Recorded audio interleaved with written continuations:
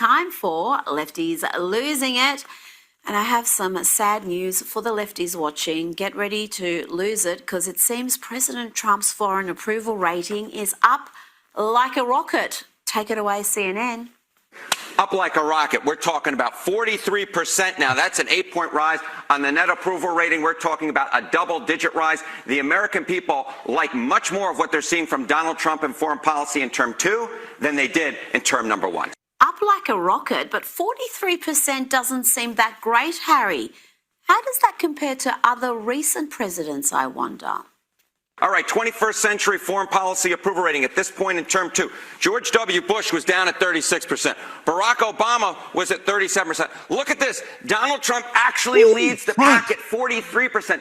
Donald Trump has a higher foreign policy approval rating at this point in a second term than any other president who served their entire second term in the 21st century. This is something I think Donald Trump really likes to look at, because the bottom line is this: presidents like to build their legacies off of foreign policy. It's almost over, lefties. I know this is hard to watch. The man you misrepresented as a unique threat to world peace, the man who was going to trigger World War III, Donald Trump, is actually a peacemaker and one whose foreign policy achievements have seen him create a powerful legacy. Net approval rating, Israel-Hamas conflict. Look at this. Joe Biden was 37 points below water by the end of his presidency. Way down there. Look at Donald Trump. Actually in the positive area. Look at this. A +3 net approval rating. The American people liked what Trump was able to do between the Israelis and Hamas. And that, I think, is a large part of the reason why his foreign policy is at the apex compared to other two-term presidents this century. He's going to have to run again. You know, listen, his foreign policy is immaculate, amazing. He stopped 8 wars. He's getting ready to stop the Ukraine and Russia war. It's on the way. He just sent representatives to both nations, one to Russia, one to Ukraine. I mean, we're really blessed with President Donald Trump. He's an amazing guy. The way the foreign nations receive President Donald Trump is like a king. He's amazing. And I wish America was not so divided. We have a great president who's focusing on the America First agenda. Unfortunately, Marjorie Taylor Greene tried to stab him in the back over his foreign policy. She wanted him right here. See, because listen, when there's disruption around the world, it disrupts other nations, including the United States. So now we got peace around the nations around the world. No wars under President Donald Trump. 0 wars. As a matter of fact, he's a man who's interested in life. President Trump's foreign policy is peace through strength, showing the world that we're still a great nuclear power. We still have a great and amazing U.S. Army, military, all 4 branches. We also now have Space Force. We are recruiting like crazy. Young people are joining the military like in huge numbers. So, I mean, that's showing nations around the world that America's still strong, still viable. We're not pushing any of that LGBT, trans, all that kind of silly stuff. That has nothing to do with protecting Americans. They was doing that. Obama set that up so they can do that and go in there and get surgeries paid for by the American taxpayer. That was a slick little way. Now what about his domestic polls? It remains as strong as ever. This is what CNN was forced to report. Is the president losing Republicans? No. Look, this is still Donald Trump's Republican Party, and we can see it here. It's like a rock, to quote Bob Seger. I mean, take a look here. Republicans who approve of Trump. 6 months ago, it was 87%. Now, well, hello, it's the same number. It's 87%. He has not lost any support among Republicans compared to 6 months ago. As I said at the beginning, he's like a rock. He's like a rock. The Republican base is sticking by Donald Trump at this point in time.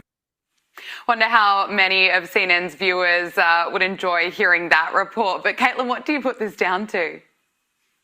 Oh, no, their ears must have been bleeding. I put this down to the man that is sticking to his promises as president. Also being the most transparent administration that we've seen in history. Again, we look back at what happened on November 5th.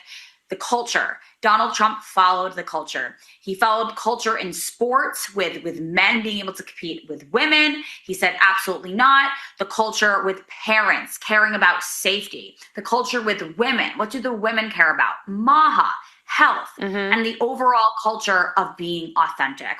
That's what Donald Trump campaigned on. That's why he won in a landslide. And that's what he's continued to show the American people. So I'm not surprised at his approval ratings. I know a lot of, including CNN, was talking about recently what happened last week with Marjorie Taylor Greene announcing she's going to leave Congress. That is not a loss. And the president has said he would love to see her return to politics one day. I think what she did there was a strategic play, actually. I think she's playing chess, not checkers, and didn't want there to be more infighting with the party and is stepping away for now. But most people are sticking by the president, and it's not to say that Greene isn't. So she's just removing herself from the time being. So these baseless attacks actually have no weight. Yeah, she brings up some excellent points. President Donald Trump was a populist president. Matter of fact, he was running on the needs of the people. The Democrats, on the other hand, they showed us what they felt was important. President Donald Trump was speaking for and had his ear to the ground on what was important to the American people. What do we want? We want closed borders. What do we want? We want lower gas prices. What do we want? We want the president to get the foreigners and illegals out of the country. What do we want? We want safe streets. We want crime down. I mean, and we want jobs back. He heard that, and he put it to it. You know, he was out to dinner one night, and one of the waitresses came up to him and said something like, "No tax on tips. You know, you should do no tax on tips." And I guess he grabbed her arm and said, "Hey, you know, come here. What did you just say?" And she said, "Well, sir, maybe you should do no tax on tips." and he actually ran on that. I mean, that's a man who is totally in touch with the people. The Democrats, they run around writing books on how they lost and why they lost. Hillary Clinton, Kamala Harris, and they're talking about how they lost, and all these talking heads and pundits on CNN and MSNBC and all these different, you know, leftist platforms. They're trying to figure out what, you know, how did we go wrong? How did we lose? Well, you lost the people.